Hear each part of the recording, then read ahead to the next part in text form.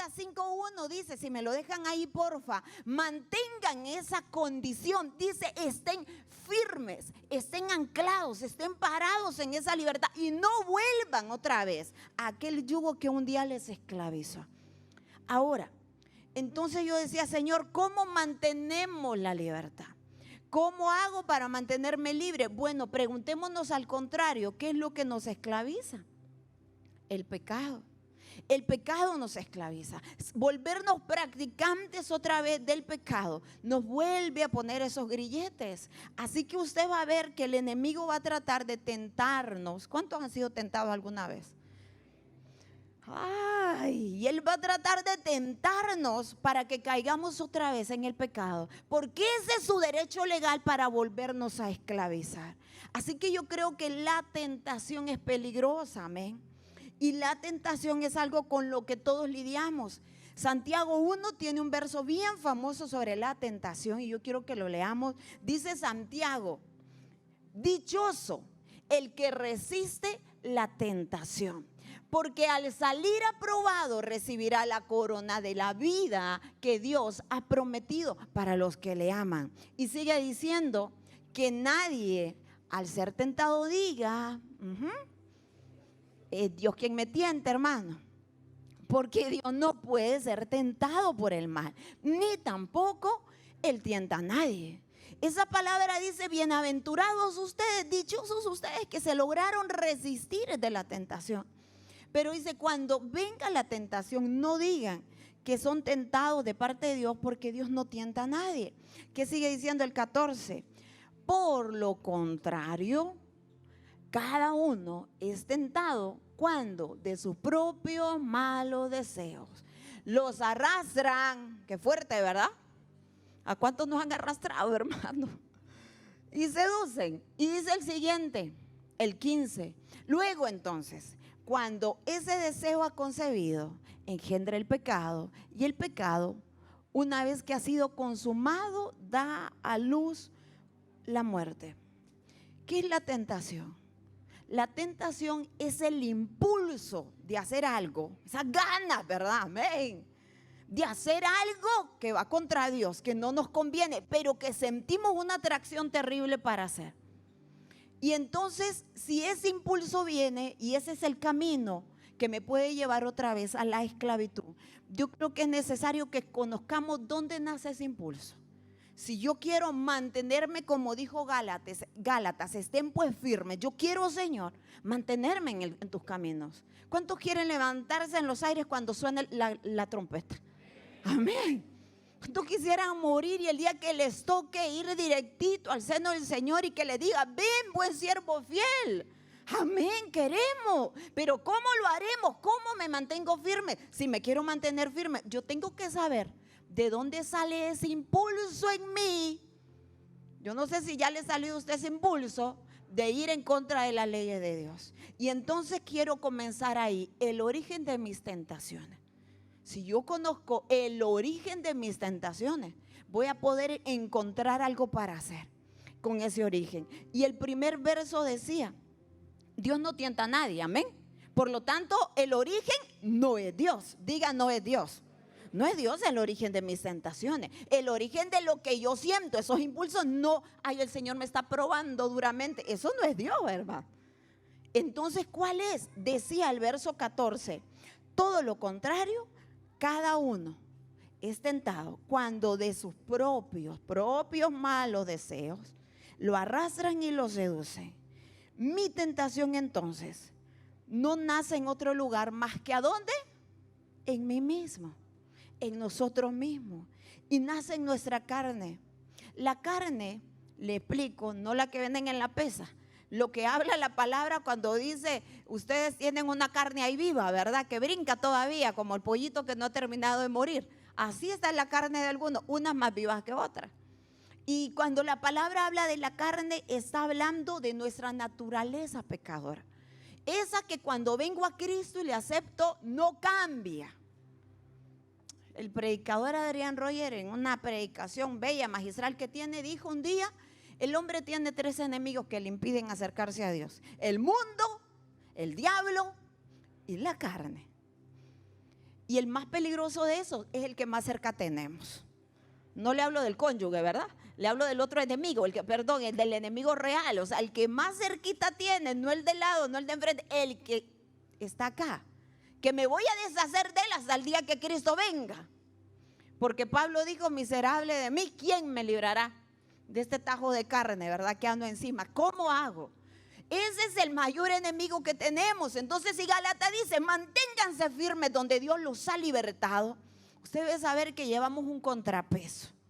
Y este contrapeso es aquel de donde nace el impulso. Eso, de ahí se originan mis tentaciones.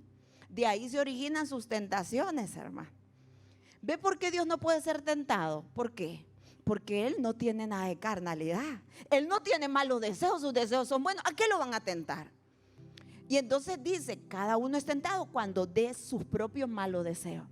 Si ahorita yo le traigo un pataste aquí y mi esposo no ha comido en 15 días, él no siente tentación de ese pataste, hermano. No, los odia, dije sí, de cabal. Cae ahí redondo, muerto de hambre, mejor, pero no se lo come el pataste porque para él eso no implica una tentación. Hay algunos de ustedes que una Coca-Cola los mata, ¿verdad? Y otros que dicen, no, fíjese que a mí eso no me mueve. Hay cosas que no lo mueven, ¿verdad que sí? Hay cosas que no lo mueven, pero hay otras, ¿verdad? Ay, hermano, hay otras que es difícil porque es la atracción. Entonces cada uno tiene un origen en nuestra carne, pero cada deseo va a ser diferente. Por eso no hay persona que pueda decir que no tiene nada de carnalidad en su vida. Porque otra cosa es someter esa carne, pero carne va a haber, hermano. Esa sí va a haber.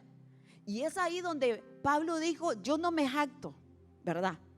De mí mismo, de la obra que hago para el Señor. Si en algo yo me jacto es de mis debilidades, porque en eso soy número uno, ¿verdad? Pero lo demás es la gracia del Señor.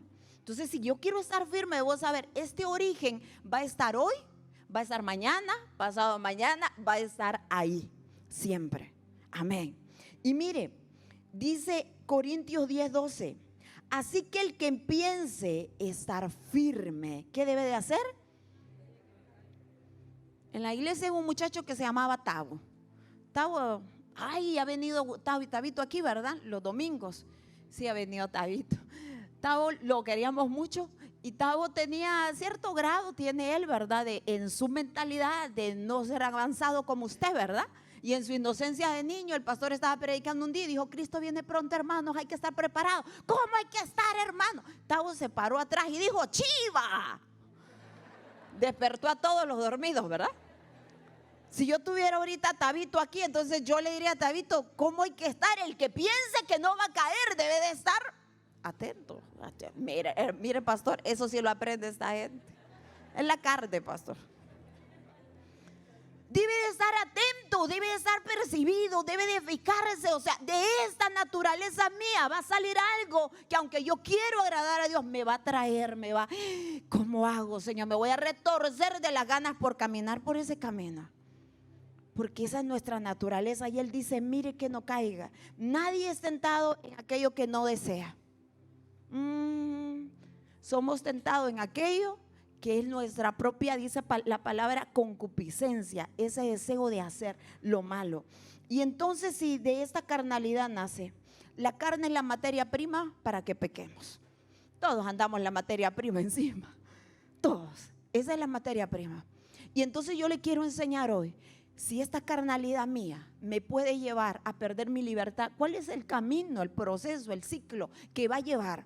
Mire, lo primero, y yo quiero hablarle del proceso de mis tentaciones, porque ya le dije, el origen es mi carnalidad. El proceso de mis tentaciones. Decía el verso 15, luego, cuando el deseo ha concebido, engendra el pecado. Y el pecado, una vez ha sido consumado, da luz la muerte. Y ahí encontramos todo ese proceso. ¿Sabe cómo inicia? Todo inicia con un deseo pecaminoso. Este proceso inicia ahí. Hay una figura de todo inicia con un deseo pecaminoso. Ahí, cuando nace el deseo, cuando nace el dardo del enemigo en mi pensamiento, todavía no he caído, todavía soy libre, todavía estoy en la iglesia, todavía estoy bien, pero ya hay un deseo. Y nadie lo sabe, ¿verdad? Porque nuestros deseos solo nosotros los conocemos. No sé qué es eso. No sé qué es eso. La imagen del proceso, el paso número 1, por favor, inicia con un deseo pecaminoso. Ahí estamos. Y cuando llega ese primer paso y está ahí, en ese primer paso hay mucho que se puede hacer todavía, porque el deseo nace.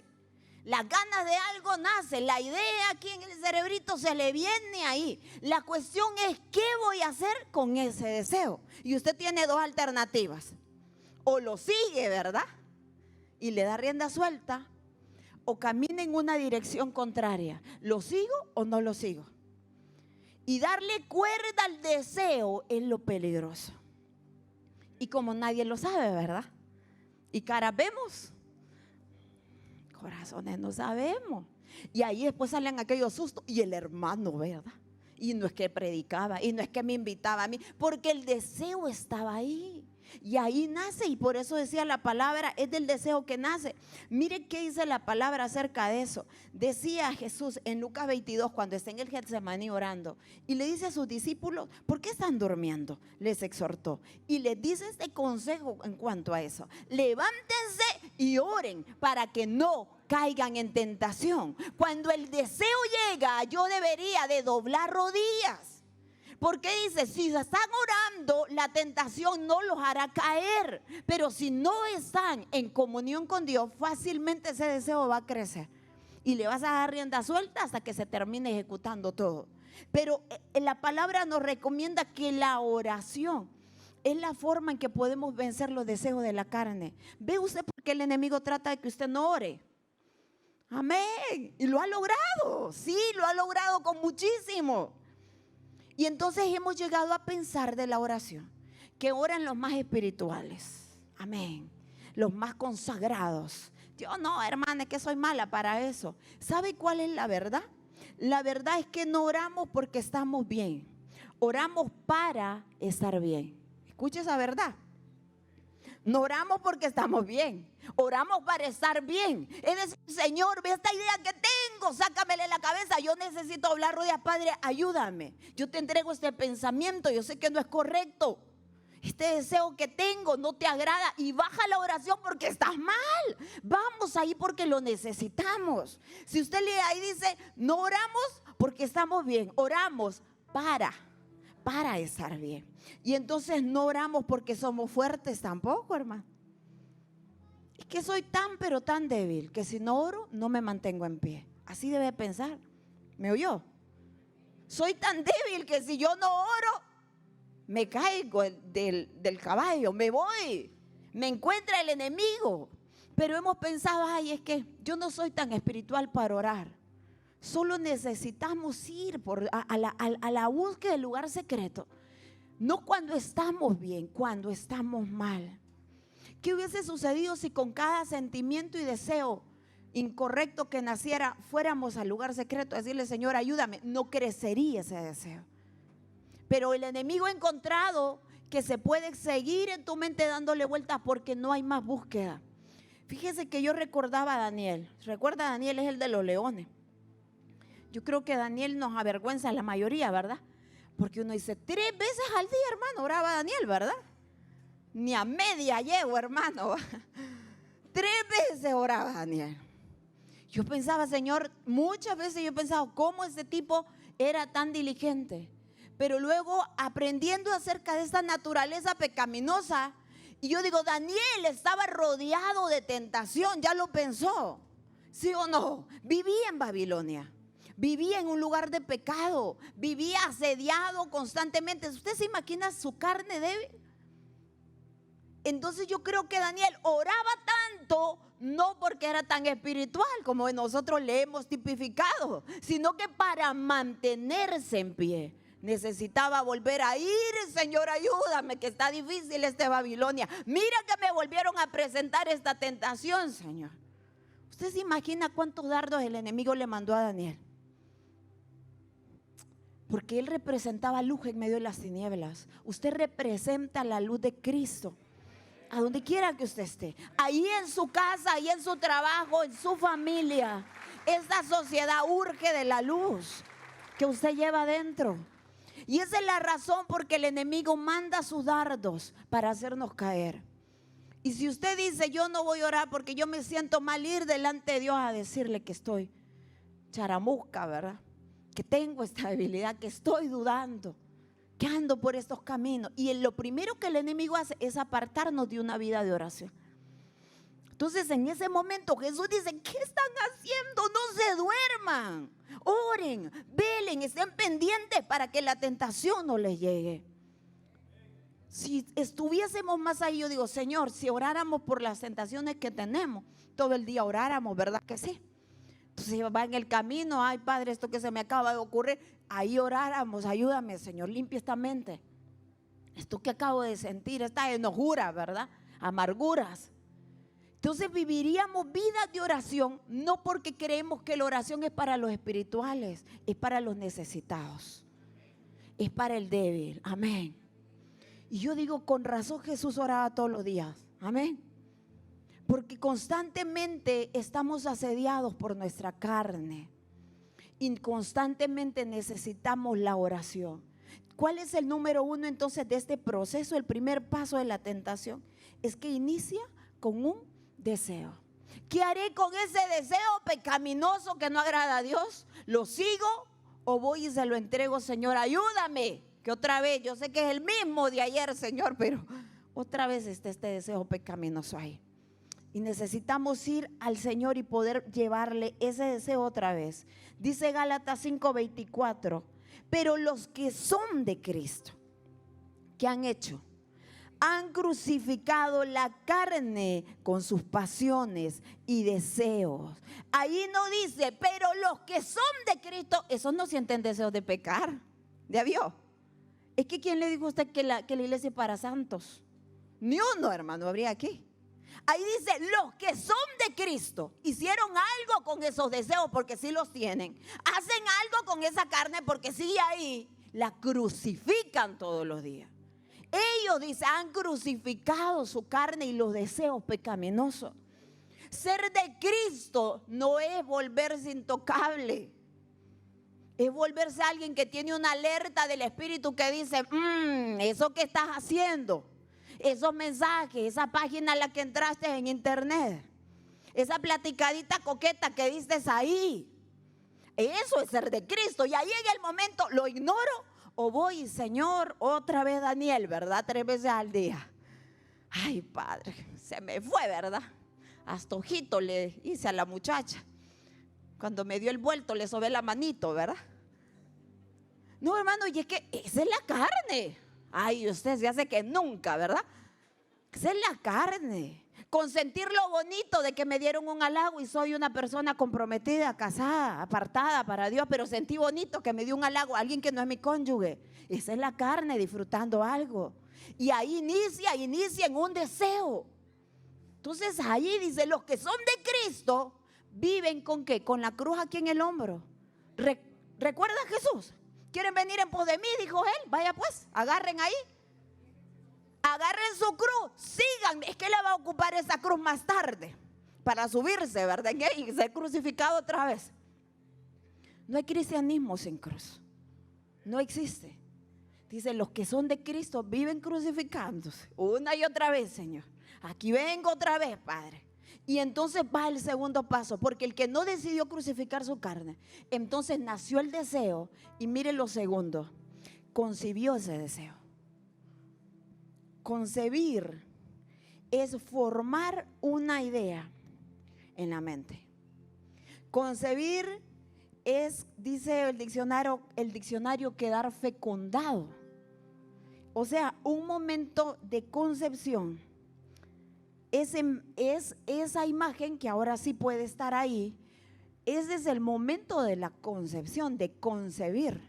Es el momento en que el esperma cruzó el óvulo. Es el momento en que hubo vida. Ahí es la concepción del ser humano. Ahí empezamos todos, ¿verdad? No se ve, nadie sabe, ni la mamá. hasta semanas o meses, algunas después. Pero eso, para que usted me entienda, es cuando la Biblia dice, entonces está el deseo, pero luego si ese deseo se mantiene, se concibe. Concebir entonces es haber fecundado aquí en la mente cómo se gestó eso. Y aunque nadie lo veía, en microscópico, hay una vida, ¿sí o no? Hay una vida. Desde el momento en que el esperma cruzó el óvulo, hay una vida. Hay algo, hay un ser que se está gestando y está creciendo. Cuando le damos lugar a nuestros pensamientos y deseos de la carne, los concebimos. Concebir es, empecé a gestarlo, lo pienso más regularmente, me imagino, ¿verdad? Considero esa opción. Porque hay quienes todavía no han hecho en ejecución ninguna cosa, pero lo están concibiendo. Concebir es eso. De repente esa concepción empieza a notarse, así como a la mujer se le empieza a ver ya la panza, ¿verdad?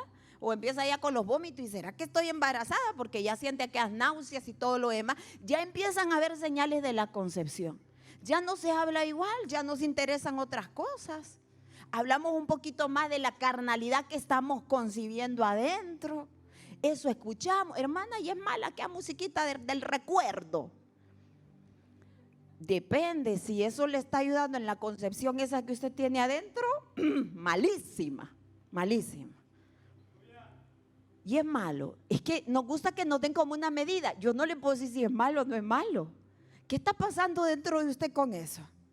¿Le está edificando o está concibiendo algo? Porque concebir es esa etapa donde nadie sabe, pero dentro de mí algo se está gestando, pecaminoso. Y es ahí donde Jesús dice, ustedes dicen, el que adulteró con una mujer ya pecó, pero yo digo, ¿qué dijo Jesús? Aquí lo concebiste, aquí la quisiste, ya pecaste. Porque adentro ya hay vida, está diciendo él.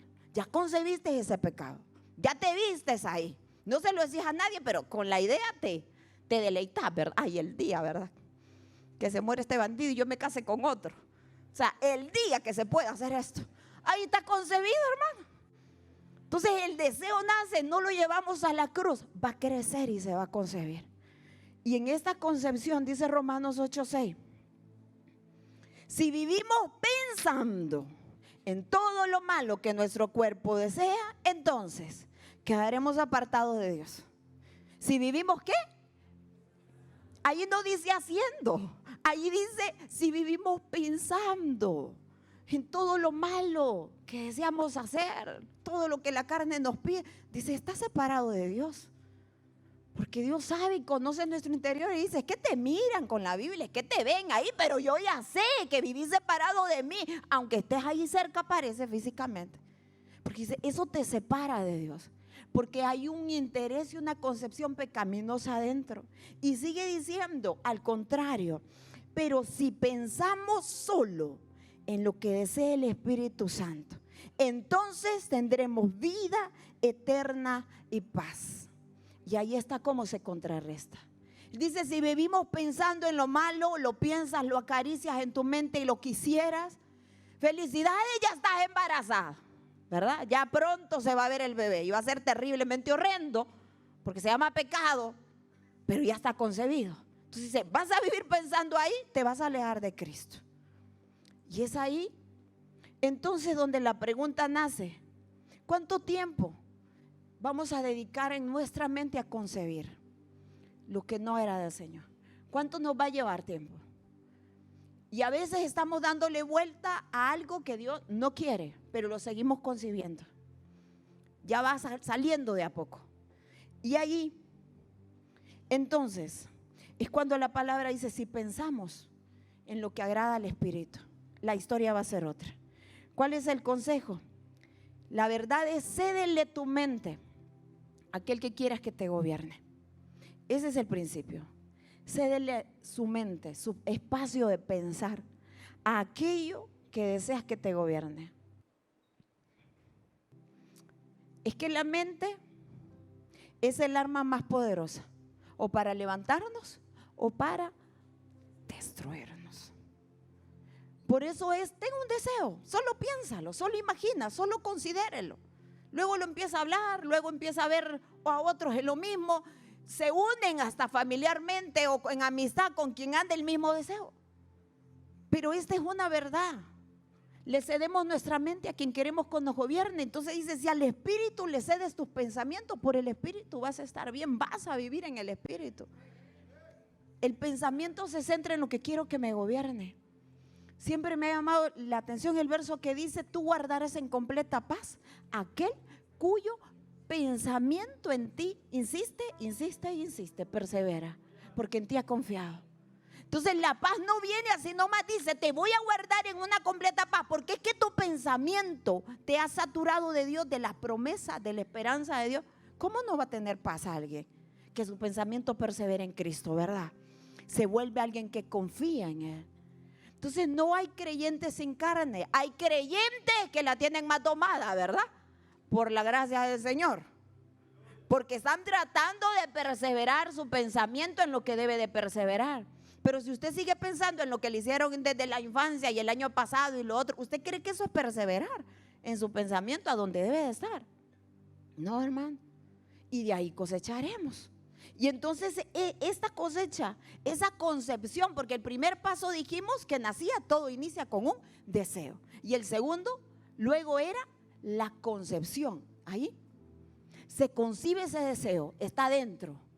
Y ahí no se va a estar para siempre. Pero si usted está en este paso, ya ha estado concibiendo nada más los deseos que no agradan al Señor, ¿sabe qué? Hoy es día de abortar esos deseos. Es el día de sacarlos. Y lo va a hacer hoy y lo va a hacer dentro de una semana cuando venga el enemigo y te quiere instalar otro deseo. Y otra vez, Señor, ¿verdad? Y no es que estoy haciendo, ¿verdad? Colochos, imaginándome algo que no debo. Ahí otra vez, Señor, a pedirle a Dios, quiero abortar esto, quiero sacarlo de mí. Dice la palabra, lleven esos argumentos que se levantan en su mente, llévenlos cautivos a la obediencia de Cristo. No es un acto pasivo, dice, háganlo. Es la autoridad que Dios nos ha dado. Llevando cautivo, dice, todo pensamiento a la obediencia de Cristo. No, hermano, uno se debe poner la mano uno solo. ¿Lo ha hecho? Hágalo. Hágalo en ese momento. Padre, límpiame esta mente. ¿Qué es lo que estoy tondeando, Señor? Yo leo la palabra y dice, porque el pecado no se enseñoreará más de ustedes. Tienen un libertador y eso es mantenerse firme. Cuando hay batallas cíclicas y vuelven, porque como todos somos tentados diferentes, ¿verdad? Iniquidades diferentes.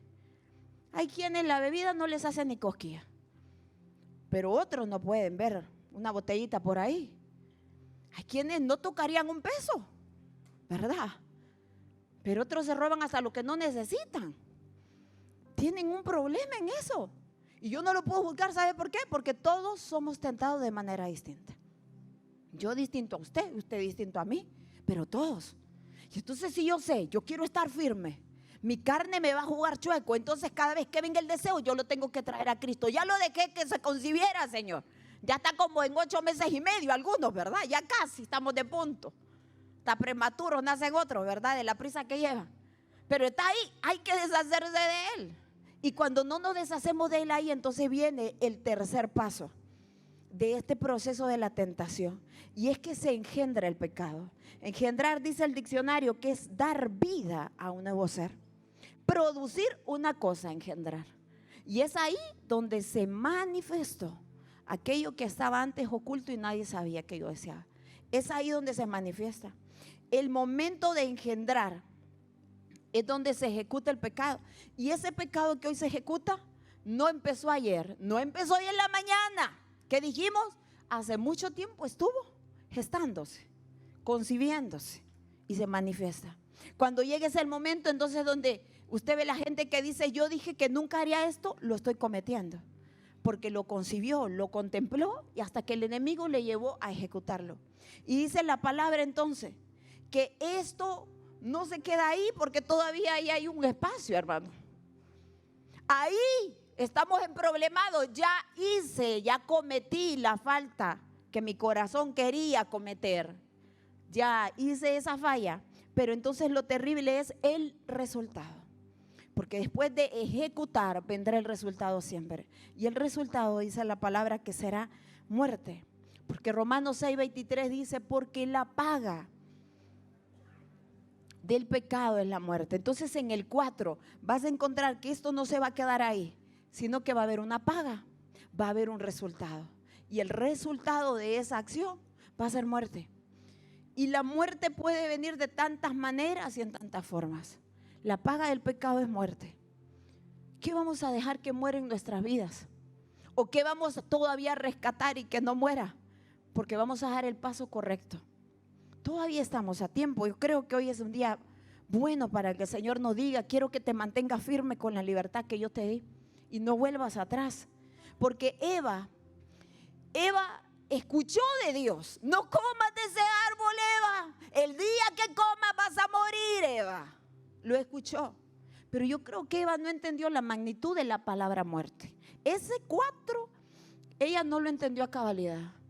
Porque empezó y cabal vivió Eva todo ese círculo. Entonces de repente tuvo el deseo, porque dice la Biblia, y vio que la fruta era buena, ¿verdad? Y ahí es donde nace el deseo. Es que es verdad que todo pecado acá adentro se ve lindo. Va a ser bueno, va a ser agradable. O sea, gusta. Y allá inició Eva, vio que la fruta era buena. Y entonces de repente se encontró concibiéndolo. Porque escuchó a la serpiente y consideró: bueno, pues si no me muero, ¿verdad? Bueno, pues si voy a ser como Dios, yo veo que no va a ser tan mal. Y se fue haciendo la idea, concibió el pecado. Lo concibió dentro de ella. Ahí se fecundó algo y lo anheló, lo gestó en ella. Porque consideró todo lo que la serpiente dijo. Y cuando vio que era buena, dice: agradable para comer, ¿qué hizo? Engendró el pecado, extendió la mano y lo comió. Pero dice algo terrible: lo dio también a su esposo. Porque generalmente, muy difícilmente caemos solos. ¿Se ha dado cuenta? Siempre van a haber efectos colaterales. Y le dio a su esposo. Así que desde ahí, ¿verdad? No sé qué pasó con el sacerdocio ese día, pero desde ahí algo se rompió, hermano. Y todas las cosas que vinieron después entonces, porque en el momento no cayeron muertos cuando se comieron eso, pero empezó un ciclo de muerte que vemos hasta el día de hoy. Entonces ahí murió, número 1, la esencia de Eva. Su identidad se fragmentó. Ya no era la hija amada de Dios, que espero que Él venga al jardín. No, ahora me escondo. Qué vergüenza, Dios viene a buscarme. Y su relación se rompió, se terminó, murió. No hay ser humano que tenga buena autoestima de manera natural. ¿Sabía eso? Todos lidiamos con el mismo mal, porque empezó ahí. Murió esa identidad, murió esa relación con Dios. Ya no nos volvimos a ver cara a cara con el Señor. Y esa muerte luego pasó a su cuerpo y de repente habían arrugas, dolencias, tronaban las rodillas, ¿verdad? Y empezaron a ver animales enfermos. Dice la Biblia que la muerte pasó a todos, por cuanto todos pecamos. Años más tarde, ¿dónde estaba Eva? Tirada llorando sobre el cuerpo de Abel, su hijo. Este es el primer muerto que hubo en la palabra. Un crimen del hermano hacia su hermano. Ahí estaba Eva llorando encima de su hijo muerto. No había entendido qué le decían allá, porque la paga del pecado es muerte. A veces creemos que rapidito yo voy a arreglar esto. Y luego la muerte pasó a todos nosotros. Lloró Eva su muerto, lo lloró y lo seguimos llorando al día de hoy, amén. Ese es el dolor de la humanidad. Dice la palabra que la creación gime que sea redimida ya de una vez a causa de tanto dolor, pecado, injusticia que gobierna el mundo. Porque aquello que comenzó como un deseo que parecía bueno, que lo concebí y me pareció tan placentero y que sí me va a salir bonito, el día que lo ejecuté, dio a luz muerte. El Señor nos quiere libres y por eso Él está diciendo: huye de eso. Aprende esto porque vas a convivir con tu carne todos los días de tu vida. Y entonces ese es el peligro. ¿Y cómo nos libramos de eso? Solo el Espíritu Santo puede. Si el origen es la carne, el antídoto se llama Espíritu Santo. Si el origen es la carne, solo es vencido a través del Espíritu Santo. Solo el Espíritu Santo puede vencer mis tentaciones, ayudarme a vencer mis tentaciones. Romanos 8:13 dice: porque si ustedes viven conforme a ella morirán, hablando de la carne. Pero si por medio del Espíritu, ¿qué? Le dan muerte a los malos hábitos del cuerpo, van a vivir. Por medio del Espíritu, con mayúscula. Solo el Espíritu Santo puede. No tenemos esa capacidad nosotros. Tenemos que acudir a Él todo el tiempo, hermano. ¿Cuánto vamos a orar? Oremos en la medida de lo que necesitamos. Y yo dije, Señor, con razón tú dices, oren todo el tiempo, ¿verdad? Y si como oro todo el tiempo, tengo que ir a trabajar, tengo que hacer todo. Porque hay que vivir conectados con Dios. Amén. Constantemente, en todo momento, procurémoslo, porque solo el Espíritu nos puede ayudar a vencer. Es lo único. Entonces vemos que tal vez pudiéramos negarnos, y no es fácil para nadie reconocer sus debilidades, ni sus tentaciones, no es bonito tema. Cuidadito le va a preguntar a su cónyuge hoy que llegue a la casa, ¿verdad? ¿Cuántas tentaciones tuve hoy? Ay, deje ese tema, no busque el pleito, su tentación es pelear, ya mire yo, ¿verdad? Si va a hacer eso, venza también esa tentación. Es que de todo hay, hermano, no, el que tiene esa tentación. Nos reíamos en el retiro de los muchachos de Cultura Ríos, preguntaron en una dinámica que tenían, ¿qué preferís, ser envidioso o chismoso? Uy, dijeron. No, mis hijos llegaron, mamá, ¿usted qué preferiría? Usted no sabe los análisis que uno escucha de la juventud hoy en día, ¿verdad? Entonces ahí se le manifestó a todo el mundo el que era de la envidia y el que era su tentación, el chisme. Porque todos vamos a ser tentados en algo, hermano. Pero necesitamos reconocer esto, no sentirnos que somos los únicos, somos todos. Todos lidiamos con esta raíz y necesitamos traerla siempre al Señor. Mire qué hermoso lo que dice la palabra, porque no hay que vencerse por esto. Hebreos 15 nos deja esta palabra el Señor y dice, porque no tenemos un sumo sacerdote incapaz de compadecerse de nuestras debilidades, sino uno que ha sido tentado en todo de la misma manera que nosotros, aunque Él sin pecado. Mire qué verso el que nos dejó el Señor. Si ustedes hoy no se van ponchados de aquí, no, dice el Señor, es que calma, esto tiene arreglo. Dice, ustedes no tienen, el sumo sacerdote era aquel que se presentaba en el templo para presentar las ofrendas del pueblo y ser santificado el pueblo. Y él decía, no, este cordero viene medio tuerto. Usted no, doña suya, para que me regresa con eso, vaya a comprar otro más bonito, ¿verdad? Entonces él era el que discriminaba que sí, que no iba a presentar, porque si había una ofrenda que no era apta, no entraba. Pero dice, ustedes tienen un sumo sacerdote que no es incapaz. ¿De qué? De compadecerse. De sentir, pucha, si yo te miro, cómo luchás, papá, yo te veo, cómo te cuesta, pero estás ahí. Él dice, Él se compadece de usted. ¿Por qué se compadece? ¿Sabe quién es el sumo sacerdote antes? Es Jesús. Jesús fue el que entregó su vida, convirtiéndose en el sumo sacerdote de sacerdotes. No necesitamos otro. Él nos introduce al Padre. Él nos abre el camino a través de la cruz y de su sacrificio. Puedes entrar, ya no hay una oveja, ya no hay un macho cabrío. Puedes entrar, yo ya pagué por ti. Y dice de este sumo sacerdote que cuando nos ve queriendo llegar al Padre, Él siente compasión de nuestras debilidades. Yo le voy a decir algo. Jesús es el único que se puede poner en sus zapatos y sabe lo que es estar en sus zapatos. Él es el único. Mire esto. Cuando leíamos el primer verso decía en Santiago, Dios no puede ser tentado, recuerda. Él no tienta a nadie, Dios no puede ser tentado. Dios Padre no puede ser tentado. Mire qué sucedió cuando Jesús vino. ¿Cómo vino Jesús? Siendo 100% Dios, pero siendo 100% hombre. Y entonces dice de Él, Él sabe que es estar en tus zapatos y ser tentado de la misma manera que sos tentado, porque a Él le sucedió también. Porque cuando tuvo cuerpo humano vivió lo que era tener un cuerpo humano. Y allá teniendo hambre en el desierto supo que era la tentación esa, ¿verdad? Yo no sé, la palabra no registra cada tentación de Jesús. Porque como son entre uno y Dios nada más, ¿verdad? Sí, yo le dije sus deseos pecaminosos y los míos solo Dios los conoce. Y usted, o sea, eso es personal. Entonces cuando dice de Jesús, Él fue tentado en todo, pero sin pecado. ¿Cuántas veces Él estando en la tierra pudo haber pensado, así se siente ser hombre? Así se siente ser adolescente, así se siente que te tienta el enemigo. Yo no sé cuántas tentaciones tuvo para que dijera de Él, fue tentado en todo sin pecado. Así que cuando nos ve llegar con nuestra carnalidad encima, vivito y coleando muchas veces, Él dice, yo entiendo. ¿Qué busca el Señor? honestidad, arrepentimiento genuino.